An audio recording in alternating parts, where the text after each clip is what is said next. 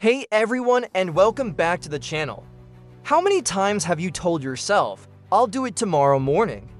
That one simple phrase, it sounds so harmless, doesn't it?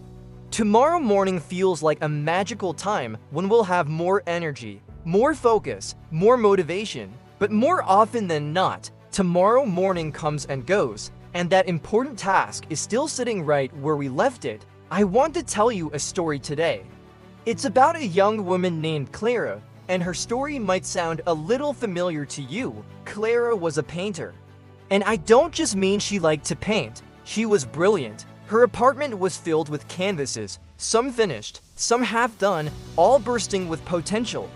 She had a dream to have her own solo exhibition.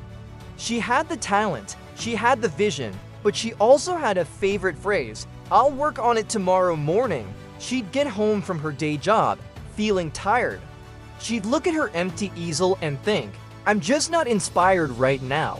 But tomorrow I'll wake up early, the light will be perfect, and I'll create a masterpiece. So she'd watch a movie, scroll through her phone, and go to bed, confident in her plan for tomorrow. But tomorrow morning would arrive, and with it came the snooze button. Just 10 more minutes, she'd bargain. Then it was a rush to get ready for work. Okay, tonight for sure, she'd promise herself. But tonight would bring its own excuses. This cycle continued for months, then years. Her dream of an exhibition felt more and more distant, like a city on a far-off shore she was never sailing toward. The canvases gathered dust, the vibrant colors in her paint tubes started to feel a little duller. The passion that once burned so brightly was now just a flicker, threatened by the constant wind of procrastination. One afternoon, she visited her old art professor, a wise and kind man named Mr. Harrison. He looked around her studio, at the half-finished works and the pristine, empty canvases. He didn't say a word about them. Instead, he pointed to a small, simple pot on her windowsill. Inside was a tiny, withered sapling. "What happened here, Clara?" he asked gently. Clara sighed. "I bought it a few months ago. I kept meaning to repot it, to give it more sun, to water it properly. I kept telling myself I'd do it tomorrow." Mr. Harrison nodded, his eyes full of understanding. He then said something Clara would never forget. "Clara, a dream is like this plant. Tomorrow is not sunlight. Someday is not water. You can tell a seed you lines plant it tomorrow and expect to see a flower. You have to put it in the soil today. You have to give it a little water today. Even if it's just a drop, the most magnificent oak tree starts with a single acorn that someone decided not to save for later." He pointed to a large, empty canvas in the corner. "That canvas isn't judging you. It's not waiting for a perfect morning. It's waiting for one brushstroke. Just one, not a masterpiece. Just a start. Can you give it that today?" His words hit her like a splash of cold water. That evening, Clara didn't wait for inspiration. She didn't wait for tomorrow morning. She walked over to that big, intimidating canvas, picked up a brush, dipped it in a bold blue, and made a single, sweeping stroke across the middle. It wasn't perfect, it wasn't a plan, it was just a mark.